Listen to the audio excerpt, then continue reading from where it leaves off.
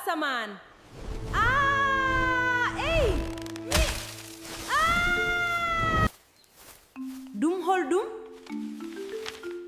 Laawol kawnigol. Ɗum ko laawol ngallu. Laawol ngol woni ɗo. Mi yiiti ngalu.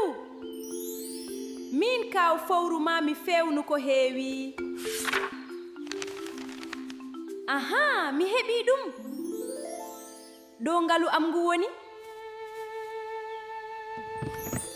Mi wonti galo. Mi wonti galo. Uy, ko kaaje tan. Mi juumi kadi.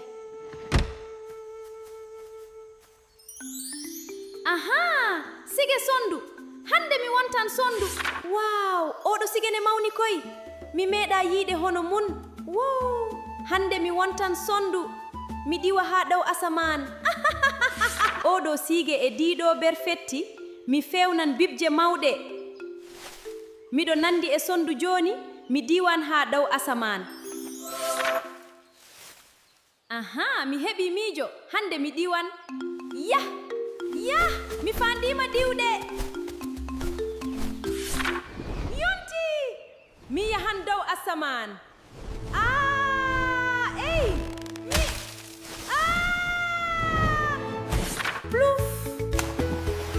Ay, ndiyam. Mi yiɗino diwde, kono ko ndiyam heɓi kam. Mi faami. Miijo bolo diwnata. Ɗum ɗo ko woni kadi? Ko woni ɗo?